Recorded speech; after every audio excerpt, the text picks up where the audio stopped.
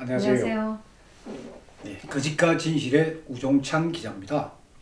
오늘은 소위 이 태블릿 PC 그리고 정호성 그리고 대통령 탄핵 관계 이 전체 부분을 제가 총괄적으로 정리하는 그런 말씀을 좀 드리겠습니다. 오늘 또 우리 이진아 씨 나오셨습니다. 안녕하세요. 네, 감사합니다. 제가 이 사건을 보면서 그러니까 이 태블릿 PC와 정호성 관계 이 기록을 보면서 제가 놀란 게 올해 1월 18일 날 상당히 중요한 시점입니다. 올해 1월 18일이 뭐냐면은 정호성 비서관이 법정에서 태블릿 PC 감정을 내가 원하지 않습니다라고 공개 선언한 날입니다. 1월 18일 날 정호성 비서관이 그때 태블릿 PC 내가 감정을 원합니다라고 원하지 않는다 아니고 원합니다라고 이야기를 했더라면은 그러면은 지금 현재 벌어지고 있는 이 태블릿 PC와 관련된 모든 진실들이 드러날 것이고 그렇게 되었더라면은 과연 대통령께서 탄핵이 되었을까? 진짜 그런 의구심이 듭니다. 1월 18일 날, 올해 1월 18일 날 정호성 비서관이 필요 없습니다 했어요. 3월 10일 날 헌법재판소에서 대통령 파면 결정을 해버립니다. 그 다음에 대통령 구속됩니다. 1월 18일부터 이 3월 10일 사이에 그럼 무슨 일이 일어났을까? 그리고 그 과정에 진짜 누가 악역을 했을까? 그 악역한 검사 그 이름을 오늘 제가 다 공개를 하겠습니다. 공개를 해가지고 이 태블릿 PC에 얽힌 이 진실을 오늘 총 정리하면서 진짜 거대한 업무 제가 본 것 같아가지고 너무나 안타까운 마음에서 오늘 그 이야기부터 하겠습니다. 정호성 씨가 그 최순 씨한테 자료를 줄 때는 PC로 이메일을 주지 않았었나요? 근데 왜 그 타블 PC라는 거는 그 존재를 알고 있었나요, 정호성 씨가? 정호성도 태블릿 PC를 모릅니다. 최순실은 태블릿 PC를 쓴 적도 없습니다. 그러면 정호성 비서관이 소위 대통령 연설문과 말씀 자료를 초창기에 최순실한테 준 거는 지메일입니다. 이메일로 줬습니다. 이메일로 줬고 이거를 최순실 씨는 소위 데스크탑 컴퓨터로 받은 겁니다. 이게 태블릿 PC는 대통령 탄핵을 위해서 사용된 하나의 조작 도구입니다. 자, 그러면 자, 태블릿 PC가 자, 우리 보십시다. 2016년 10월 24일 날 JTBC 보도로 처음으로 드러났습니다. 작년 10월 24일이에요. 올해 9월달까지 왜 한 번도 태블릿 PC가 거론이 안 됐느냐, 감정도 안 되고 거론이 안 됐느냐, 그 이유부터 제가 좀 설명을 드리겠습니다. 이 태블릿 PC는 우리가 알기로는 그거 아닙니까? 최순실 씨가 드레스덴 연설문을 대통령이 연설하기 하루 전에 받아보고 30군데에 걸쳐가지고 빨갛게 꽂혔다. 그거예요. 그렇다면은 저 태블릿 PC가 최순실 어떤 범죄 하나의 증거물, 도구로 돼야 되는데 최순실 씨는 소위 말해가 이 태블릿 PC하고는 아무런 혐의가 없습니다. 아무런. 그럼 이 태블릿이 뭐냐? 정호성 비서관의 공무상 비밀 누설 혐의, 그 혐의의 증거물입니다. 그러니까 최순실 씨는 아무리 욕을 해도 태블릿 PC를 볼 수가 없습니다. 자기 증거물이 아니니까. 그러면은 정호성 비서관이 자기 증거물이니까 이걸 감정 필요합니다 라고 이야기했더라면은 지금까지 이런 사태가 안 왔습니다. 그런데 정호성 비서관이 감정을 노해버린 거예요. 올해 1월 18일 날. 그거는 그 사람이 그 검찰의 협박 때문에 그랬나요? 그 판단을 잘못한 건가요? 왜 그렇게 했나요? 그래서 그걸 알기 위해 가지고 제가 그거는 날짜별로 좀 설명을 드리고 그러면서 또 하나 필요한 거는 정호성이라는 사람이 어떤 사람이냐 하는 부분이에요. 자, 정호성이 어떤 사람이냐? 기록을 보면 그거예요. 정호성은 고려대학교 노노물학과를 나왔습니다. 그리고는 바로 고려대 대학원을 가는데 정치 외교학을 전공을 해가 석사학위를 받습니다. 그게 1998년입니다. 그때가 뭐냐? 박근혜 대통령이 소위 야인 생활을 하다가 처음으로 국회의원 대구 달성에서 출마해가 국회의원 선거가 됩니다. 그때 국회의원 박근혜의 비서진을 구성하는데 이춘상, 안봉근, 이재만, 정호성 이렇게 구성이 됩니다. 제일 막내가 정호성입니다. 그러면은 정호성 비서는 소위 말해가 대학 졸업하고 사회 물정 전혀 모르는 상태에서 박근혜 의원의 비서관이 되면서 사회 물정 모르는 사람이에요. 그렇게 해가 지금까지 온 사람입니다. 일단 그런 게 이제 정호성이라는 사람이고 자, 이 정호성 비서관이 검찰에 소위 말해 체포가 돼가지고 구속된 게 언제냐? 2016년 11월 3일 날 체포가 되고 이틀간 조사를 받고 11월 5일 날 이른바 구속이 딱 됩니다. 구속이 됐는데 구속이 되고 이제 재판을 해부할 때까지 15일이 필요합니다. 15일간의 기간이 듭니다. 이 15일 동안에 정호성 비서관이 13차례나 걸쳐가지고 검찰에 진술조서를 받습니다. 거의 매일 가가 쓰는 거예요. 왜 검찰이 정호성 비서관을 개장하느냐? 대통령과 최순실을 연결하는 중간 고리가 정호성입니다. 그러면 정호성의 지금 혐의는 뭐냐? 공무상 비밀 하나예요. 공무상 비밀 하나는 잠깐만 수사하면 되는데 왜 13번이나 걸쳐가지고 집중적으로 조사하느냐? 딱 그거예요. 대통령과 최순실, 특히 대통령 부르라 이거예요. 검찰은 대통령을 결국은 탄핵시키고 구속시키기 위한 게 검찰의 수사 방향이었습니다. 그때 거기에 제일 핵심 되는 게 바로 정호성입니다. 그래서 11월 5일 날 구속이 되고 소위 11월 20일 날 소위 재판에 회부를 합니다. 그 15일 동안에 13번에 걸쳐서 조사를 하는데 제가 그 조사 내용을 보니까 2013년도에 대통령과 정호성 비서관이 주고받은 통화 내용, 그러니까 통화 내역이 아닙니다. 통화 내용까지 다 검찰이 다 확보를 해 있더라고요. 내용은 별거 아니에요. 대통령께서 정호성 비서관 보고 야, 그 말씀대로 어떻게 됐어? 예, 곧 준비하고 곧 올리겠습니다. 그런 내용들이에요. 그런데 2016년도 조사할 때 이미 2013년도에 대통령과 정호성 비서관의 통화 내용까지도 검찰이 다 증거물로 제시하고 있는 거예요.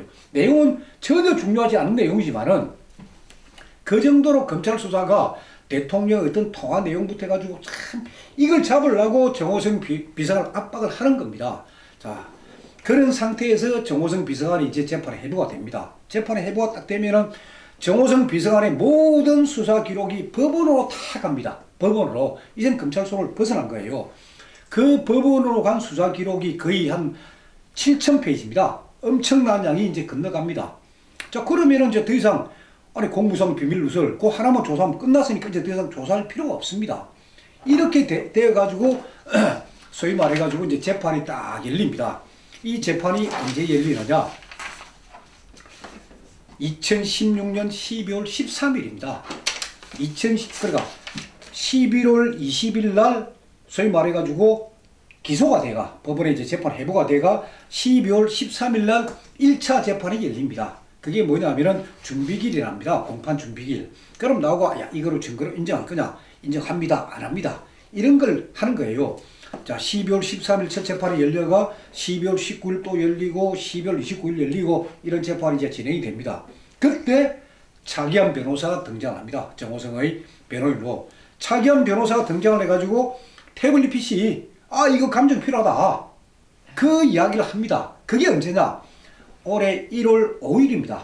첫 변론길. 아까는 제가 재판 준비길이고 첫 변론길 때 차기한 변호사가 출석을 해가지고 태블릿 PC 감정을 요구를 합니다. 이거를. 감정을 요구를 하니까 이게 재판부에서 그거 조금 이따 생각을 합시다. 결정을 안 내립니다. 안 내리고 1월 18일 날 아까 말씀드린 1월 18일 날 정호성 비서관이 태블릿 PC 제가 감정 안 하겠습니다. 본인이 이야기를 합니다. 그럼 변호인도 어쩔 수 없는 거예요. 차기한 변호사가 소위 정호성 비서관이 아직도 변호사로서 선임계는 제출돼 있지만 사실상 변론은 중단한 상태입니다. 1월 18일 날 정호성 비서관이 저 필요 없습니다. 저는 다 제 죄를 인정을 했습니다. 이래 버리니까 본인이 노하는데 누가 그걸 하라 하겠습니까? 1월 18일 날. 자, 1월 18일, 3월 10일 날 탄핵으로 갑니다. 그런데 그 과정에 무슨 일이 있었습니다. 그게 뭐냐? 1월 10일 날 사건입니다. 자, 제가 아까 말씀드렸지만 11월 20일 날 수사 다 끝났어요.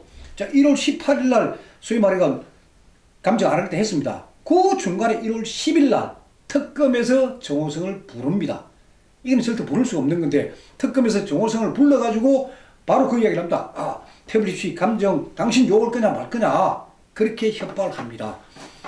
제가 그 기록을 보여드리겠습니다. 이건 기록을 보면서 우리가 이야기를 해야 됩니다. 이게 정호성 비서관이 그동안 13번 조사받은 많은 기록 중에 일부인데 그 중에 이제 제일 중요한 게 특검에서 조사받은 2017년 1월 10일 날, 1월 10일 날 특검에가 조사를 받는데 이 조사한 검사가 누구냐? 문지석 검사입니다. 문지석 검사는 소위 대구지검에 있다가 이제 특검에 파견 나온 검사로 제가 알고 있는데 문지석 검사가 정호성을 소위 말해서 이제 태블릿 PC 감정할 거냐 말 거냐 하는 이 논란이 벌어질 그 시점에 정호성을 불러드립니다. 특검 사무실로 불러가 조사를 합니다. 역사적 기록이 되기 때문에 제가 이건 좀 설명을 드리겠습니다.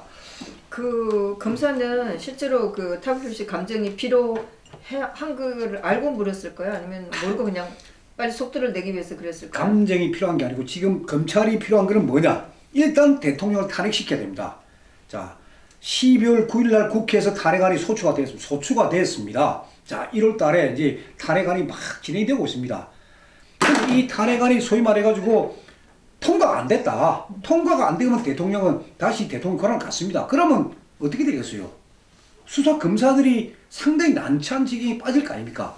그러니까 이 태블릿 PC 대통령 탄핵의 도화선이 된 이 태블릿 PC가 소위 말해서 조작이다. 그리고 되면은 탄핵이 안 되니까 태블릿 PC 감정을 요구하지 말라는 그 조사를 합니다. 그래서 이 조사 내용을 딱 보면은 첫 문장이 그거예요. 진술인이 정호성인가요? 예, 제가 정호성입니다. 진술인은 현재 어떤 사건으로 구속되어 있는가요? 최순실에게 이메일 또는 인편 등으로 문건 전달한 혐의로 구속 기소되어 현재 1심 재판을 받고 있습니다. 이 재판을 지금 받고 있습니다.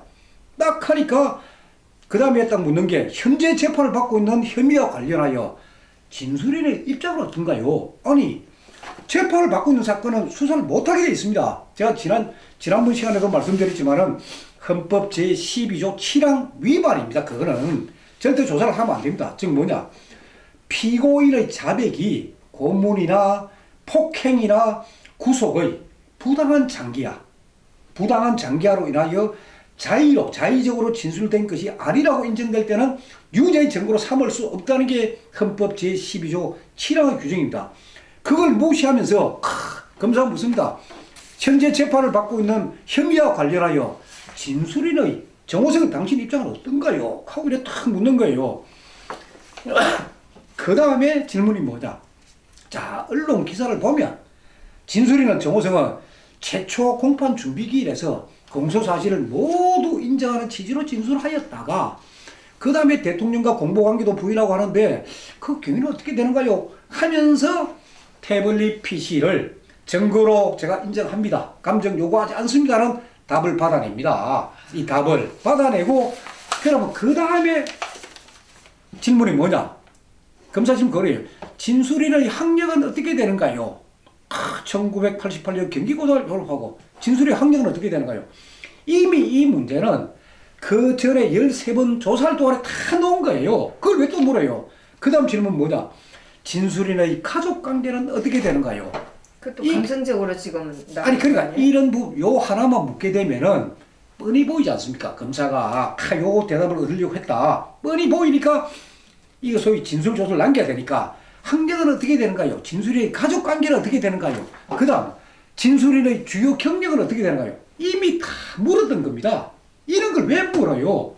그러면서 뒤에 소위 말해가 김종차관하고 어떻게 됩니까? 안종범 수석의 업무 수첩은 어떻게 됩니까? 하면서 진술서 나름 구색을 갖춘 겁니다. 네. 이게. 그러니까 원칙대로 자기네 정한 포맷으로 가려고 하는 그런 질문들을 하고 있는 거네요. 검찰이 그러니까 문지석 검사가 요구하는 거는 이게 문지석 검사의 개인 생각인지 아니면 상부의 지시를 받고 하는 건 몰라도 딱 생각은 뭐냐? 정호성 당신 말이야 태블릿 PC 감정 요구하면 당신 죽여. 딱 그거예요. 근데 그것만 물었다가는 소위 말해가지고 덜 통이 나죠. 그러니까 다른 것도 물어봤다. 이 기록을 남긴 겁니다. 이게. 그러니까 자 1월 18일 날 정호성 비서관이 결국은 아이고 태블릿 PC 감정이 필요 없습니다 하는 바람에 헌법재판소가 결국은 대통령 파면 결정까지 갑니다. 만약에 이런 게 없었다면은 특검에서 정호성한테 협박만 했더라면은 과연 탄핵이 되었을까요? 그건 아니라고 저는 봅니다. 대통령 구속되었을까요? 그것도 아닙니다. 이 정도로 검찰이 소위 말해가 태블릿 PC가 감정이 되고 사실 공개가 드러나면은 대통령을 탈핵시킨 그 소위 최순실한테 연설문 사전에 보내가 드레스된 연설문 고쳤다는 거 이게 전부 다 허위로 드러나니까 빨리 애가 딱 감정 못하게끔 이렇게 두드려 막은 겁니다. 이 사건이. 그래서 제가 이 사건 이 기록들을 보면서 느낀 게 그리고 이 1월 10일 날 이 기록은 참 놀란 게 오후 2시에 부릅니다. 그리고 새벽 2시 40분까지 조사합니다. 심야 조사를 하는 거예요. 조사를. 아니 밤에 조사하면은 얼마나 협박이 좋습니까? 심야 조사이고 그리고 심야 조사를 할 때는 반드시 피고인한테 심야 조사 동의서를 받아야 됩니다. 그 동의를 받아야 되는데 그것도 없습니다. 그것도 없이 한 거예요. 이런 기록입니다. 뭐 인권 침해는 뭐 모든 사건에서 다 드러나네요.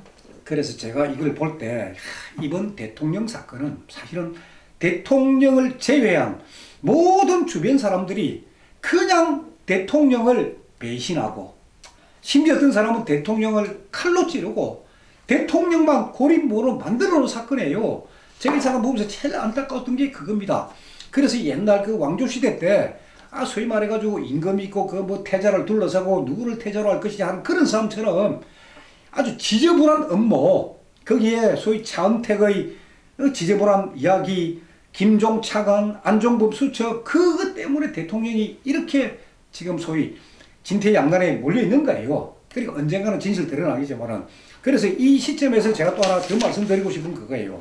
자, 정호성 비서관이 지난번에 대통령 사건에서 이제 정인으로 출석을 했습니다. 정인 출석해가지고 정신물 해야 되는데 본인이 그거 하니까 대통령께서는 사심이 없으시고 나라를 위해서 수고 애를 쓰셨고 진짜 억울하신 분입니다. 그러나 나는 소위 진술을 안 하겠습니다 해요.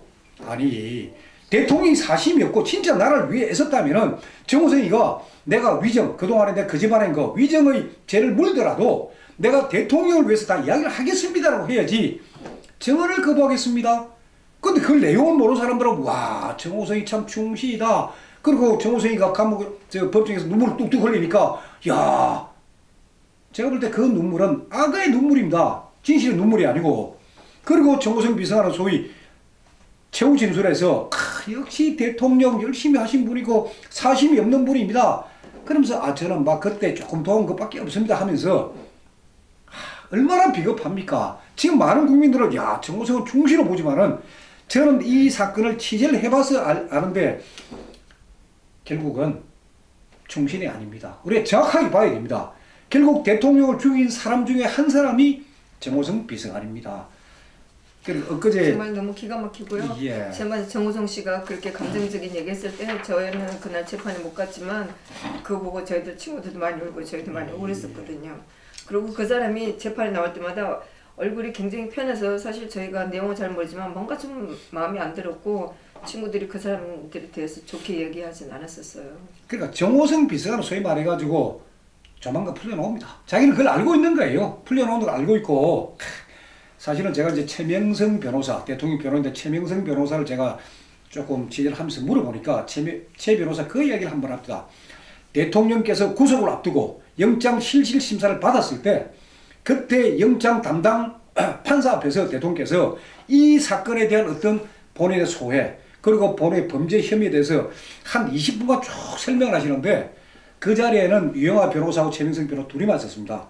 최명성 변호사 39입니다. 젊은 친구예요. 그때 대통령께서 20분간 이야기 들으면서 자기는 진짜 눈물이 나더라. 그리고 그때 대통령께서 하신 이야기를 진짜 국민들이 들었더라면은 대통령이 얼마나 진짜 위대한 분인지 그리고 얼마나 말을 조리있게 잘하시는 분인지 그걸 아셨을 거다. 근데 지금 뭐예요 지금? 대통령은 최순실의 꼭두각시다. 지금 아주 그렇게 잘못되어 있는 거예요. 이게. 그럼 좋다 이거죠. 정호성 비서관은 왜 이런 거짓말을 하게 됐냐? 그리고 왜 태블릿 PC 감정을 요구 안 하냐? 쉽게 제가 예를 들어보겠습니다. 정호성 비서관이 딱 혐의가 뭐냐? 형법상 공무상 비밀 누설죄입니다. 형법상 공무상 비밀 누설죄는 뭐냐? 징역 2년 이하의 실형, 500만 원 이하의 벌금입니다.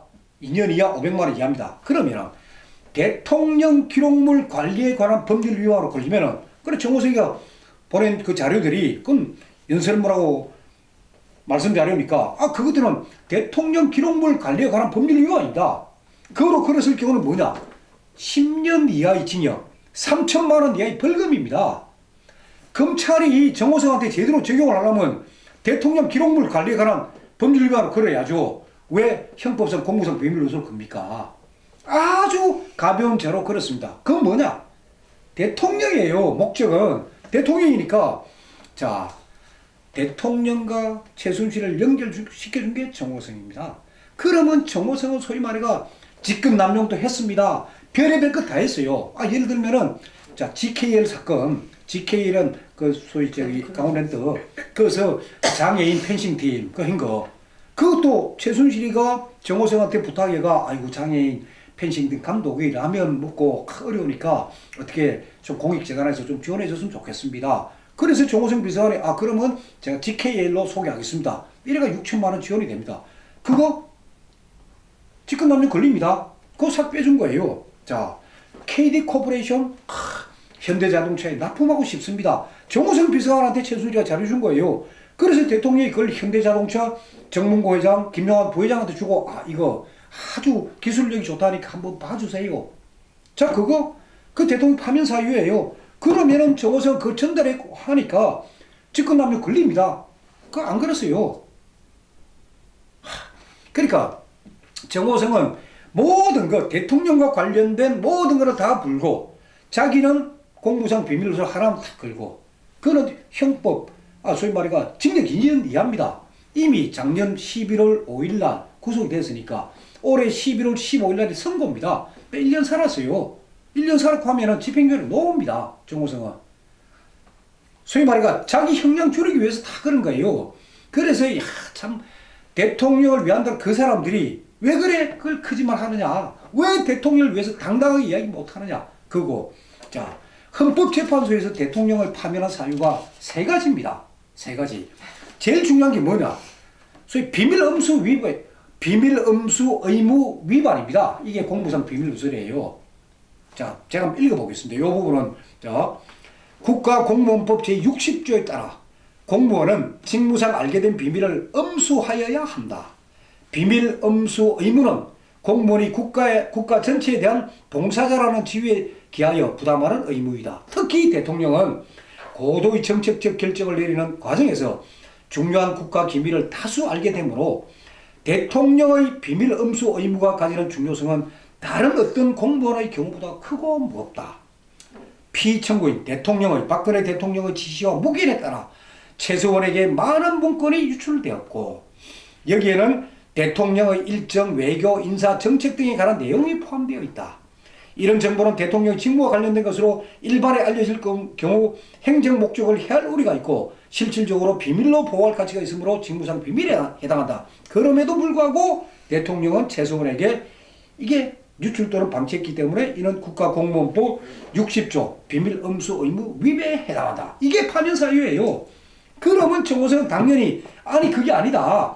내가 최소한한테 준 거는 그때 제가 설명해 드렸지만 이 공무상 비밀도 아니에요. 그리고 어떤 것들은 정호성이가 소위 말해가지고 정무수석실 경제수석실에서 보낸 그 자료를 그대로 보낸 게 아니고 집에 와가 다시 타이핑 칩니다. 다시 타이핑 쳐가지고 보내줍니다. 그 정도로 정호성도 나름대로 공무상 비밀이 안 되게끔 이래 해준대. 그런 거 전혀 안 따지고 헌법재판관들은 그냥 공무상 비밀 문서 일람표 보니까 국정원장 인선에도 개입했어 이런 나쁜 이런 식으로 한 거예요. 그게 아주 잘못된 겁니다. 그 다음에 헌법재판소 파면결정사유 두 번째는 뭐냐, 공익실현 의무 위반입니다. 이건 뭐냐, 미르재단 설립이에요. 미르재단에 돈 낸 거. 자, 이 부분은 뭐냐, 이재용 삼성전자 부회장의 미르재단에 돈 낸 거 소위 뇌물 아니다. 그건 1심 판결도 나와 있습니다. 그다음 뭐냐, 기업의 자유와 재산권 침해했다. 아무리 대통령이라 하더라도 개인 기업의 자유와 재산권을 침해해서는 안 된다. 이거예요. 그럼 그게 제가 뭐냐, 그게 KD 코퍼레이션입니다. 그게 또 롯데 70억, 대통령 롯데 70억 요구해가 돌려준 거, 그것도 기업의 자유와 재산 침해다. 그 3가지로 대통령은 소위 파면된 겁니다. 딱 3가지. 그러면은 정호성 비서관이 이거라도 소위 말해 공무상 비밀누설 이 부분이라도 바로잡고 투쟁을 했더라면 대통령 파면 안 됐습니다. 그러니까 그 과정이 큰 역할을 한 검사 문지석 검사, 제가 볼 때는 1심에서는 안 되겠지만 항소심에서는 그 문지석 검사를 정언 떼어 세워가지고 정언을 하게끔 해야 됩니다. 당신은 왜 재판 중에 그것도 1월 10일 날 밤에 새벽에 정호성 비서관을 불러가 왜 조사를 했느냐. 당신은 소위 헌법 12조 7항 위반이다. 헌법을 위반하면서까지 그렇게 할 수 있느냐. 그걸 물어야 됩니다. 그러면은 그 배후셀이 나오겠죠. 그러니까 저는 언젠가는 검찰이 소위 대통령을 탄핵시켜야 검찰이 살 수가 있으니까 결국 대통령 탄핵 구속까지 가버리는데 그걸 총지휘한 사람이 누구냐? 그건 앞으로 밝혀져야 된다고 봅니다. 제가 또 하는 일은 또 그런 것들입니다. 그걸 계속 해야 되고, 그리고 오늘 제가 참 서울 고검에서 제가 이제 항고기각장을 받았습니다. 소위 뭐냐? 헌법재판관 8명을 제가 소위 말해가 직권남용 직무유기 허위 공문서 작성으로 형사고발했는데 서울 고검에서도 항고기각 이거 소위 그 수사 안 한다 그거예요. 그렇다면 제가 할 수 있는 일은 뭐냐? 이제 고등법원에다가 재정 신청해요. 이걸 받았으니까 10일 이내에 제가 고등법원에 검찰이 소위 말해가 자기네 사건에 해가지고 이거 전부 다 기소도 안 하는데 이거 기소하게끔 해달라 하는 게 재정 신청입니다. 그걸 내고 그거 내지 않는다면은 30일 이내 제가 검찰총장을 상대로 재항고를 할 겁니다. 이건 바로 잡아야죠. 그러니까 헌법재판관들이 법률을 위반했다는 게 저는 아닙니다. 그 뭐 8명 재판을 못 듣고 9명 재판 그게 아니고 저는 대통령 탄핵이라는 그 역사적인 파면 결정문에 왜 사실과 다른 사실이 내용이 있느냐 이거죠. 자, 재단 설립에 돈 내고 한 거 이거 제한된다고 나왔습니다. 그런데 이 미래재단 이거 제가 된다고 헌법재판소에서는 대통령 파면 사유로 들었습니다. 이걸 이제 바로 잡아야 됩니다. 제가 할 일이. 이거는 사실 사람들이 저한테도 많이 물어보고 예. 했는데요. 재판이 될지 저희는 굉장히 걱정스럽다는 생각이 들어요. 이거 끝까지 제가 밝힐 거예요. 제가 밝히고, 그리고 지금 분위기가 좀 달라지고 있습니다. 당연히 저희는 그걸 원하고 있고, 저도 물론 그 재판에 한 사람 중에 하나인데, 많은 사람들이 묻고 있고, 저희가 관심이 굉장히 있거든요. 예. 그리고 지금 오늘이 10월 말이고, 10월 마지막 거고, 내일부터 11월 달입니다. 11월 달에 제가 볼 때는 이 대통령 사건이 큰 이 소위 변곡점을 맞이합니다. 그게 뭐냐? 자, 11월 15일 날 정호성 선고입니다. 정호성 선고를 과연 재판부가 어떤 식으로 쓸 거냐? 과연 이게 공무상 비밀 누설을 봐야 되느냐? 그 선고문을 조금 봐야 됩니다. 자, 그 다음에 차은택, 김종, 장시호 11월 달에 다 선고문이 나옵니다. 그 선고문은 대통령 18가지 혐의하고 다 연관이 되어 있습니다. 연관이 되어 있기 때문에 그 사건들하고 대통령하고 직접적으로 관련이 없는지 우리가 11월 달에 유심히 봐야 됩니다. 그리고 지금 대한민국 상황도 좀 바뀌고 있습니다. 일단 고리 원전 그 부분에 대해 가지고 문재인 정부에서는 어쨌거나 그거 하면 안 된다. 원전 없애야 된다 했는데 20, 30대 70%가 원전해야 됩니다. 해가 이제 일단 대통령 하는 걸 막았습니다. 그게 요번에 터진 게 흥진호 사건입니다. 자, 흥진호 사건 제가 오늘 드디어 해경에서 공식적인 자료를 받았습니다. 그러니까 흥진호는 10월 21일 날 이제 교신이 두절되고 그 이후부터 우리 해경에서 소위 러시아, 일본하고 협조 아래 수색을 하고 있었습니다. 그리고 흥진호의 전 선주하고 현 선주가 서로 통화를 했더라고요. 위치가 어디냐, 10월 22일 날. 그런 걸 다 했습니다. 근데 그걸 다 보고를 했어요. 청와대도 보고하고 처음 다 보고했는데 송영무 국방장관 보고 안 받았다는 거 아닙니까? 해군 참모총장 보고 안 받았다는 거예요. 밑에서는 보고를 하는데 위에서는 아예 관심이 없는 거예요. 그래서 지금 흥진호 부분에 대해 가지고는 심지어 이런 이야기도 있습니다. 네, 걱정스러운데요. 온 사람들이 저희를 굉장히 의심스럽게. 아니, 그 부분은 지금 합동신문조가 하고 있으니까 그거는 신문을 하고 있습니다. 그건 다 드러날 건데 지금 심지어 유언비어가 결국 이 정부에 대한 불신임 때문에 몰라도 유언비어가 참 저도 보면서 참 재밌게 말을 지었구나 생각인데 세월호로 잡은 정권, 흥진호로 멸망한다. 제가 누가 이런 말을 지었는지 몰라도 결국 세월호 때문에 얼마나 그건 난리를 쳤습니까? 그러다 지금 흥준호가 터진 거예요. 그럼 이제 흥준호 사건을 보자 이거예요. 그러니까 누군가가 한지 몰라도 이런 조언을 했는지 몰라도 야, 참 국민의 민심이 참 더럽구나. 그러니까 지금 이제 그런 일이 벌어지고 있고 자 재판 결과가 나올 것이고 자 트럼프 미국 대통령이 한국에 옵니다. 북한이 또 무슨 짓을 할지 모릅니다. 그것도 지금 이 11월 달에 다 벌어지고 있고 제일 혐오가 뭐냐? 자 11월 14일 날 2대 학사 비리 항소심 선고가 열립니다. 그러면 우리나라는 중앙지방법원보다도 고등법원 판사들은 다릅니다. 중앙지방법원은 시간에 쫓기고 하지만은 고등법원에서 2대 입시 비리에 대한 선고가 나올 때 자, 체육 특기생 문제는 그동안 관행이었다.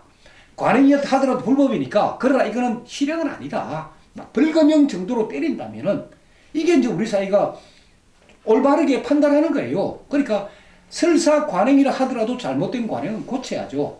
그래서 저는 그런데 기대를 갖고 지금 이 11월 달을 제가 맞이하고 있습니다. 판사님들도 좀 다른 것 같으니까요. 지금 많은 기대를 하고 있습니다. 네, 그래서 이제 다음 편부터는 제가 이제 김수현 녹음 파일의 진실부터 시작해가 이 사건의 수사부터 이제 본격적으로 이 사건 들어갈 겁니다. 예, 오늘 도와주셔서 감사합니다. 네, 감사합니다.